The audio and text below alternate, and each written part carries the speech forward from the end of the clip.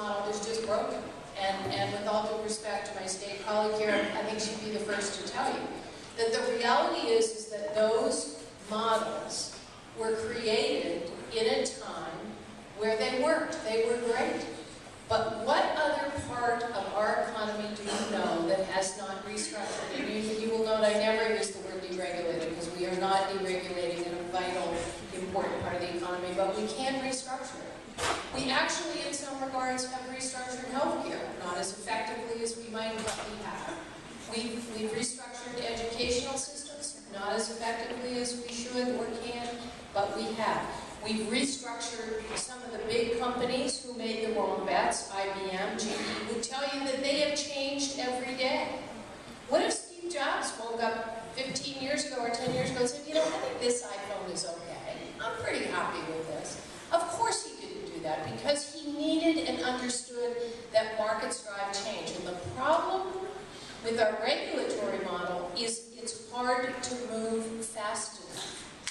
The problem with the business model is that it is built on a world that has changed dramatically and then incents the wrong investments and the wrong behavior. And we've got to rethink. I know that's unpopular, but we really have to rethink that. And telecom is a good example. Telecom, Judge Crane, who's my personal hero, said, okay, we're breaking you up.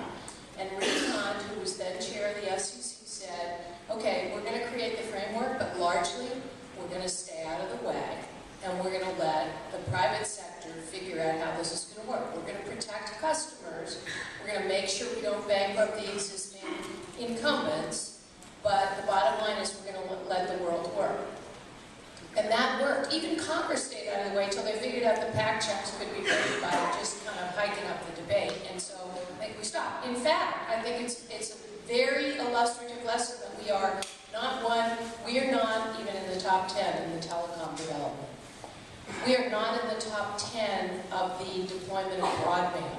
And why is that? I'll tell you why that is. Because the incumbent utilities didn't see that train coming, delayed in the state of Pennsylvania in exchange for certain promises that they made, including that they would deploy broadband throughout Pennsylvania, which is largely rural.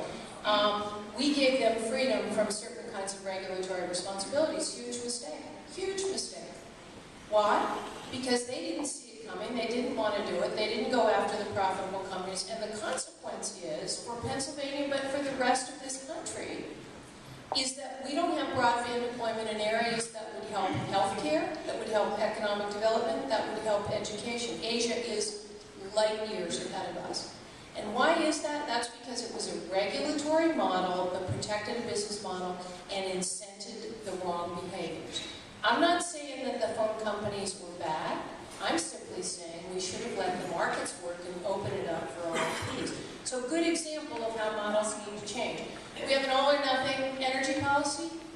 First it was all coal, then it was all nukes, then it was all gas, then we were kind of running out of gas, and oh, by the way, nobody was factoring in externalities, so we weren't looking at the cost and the impact of any of those things.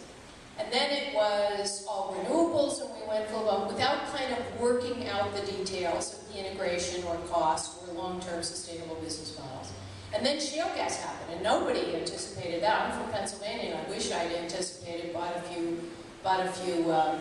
gotten involved in a few land deals, so I got those leases. But so now it's all shale gas, which is terrific and neat and wonderful, and I certainly am supportive of it. But it made the bottom drop out of the renewable initiative. We're not really thinking longer term because we're short-term thinkers and we're all or nothing, and energy is an entitlement. And oh, by the way, when the prices go up, we don't think about why.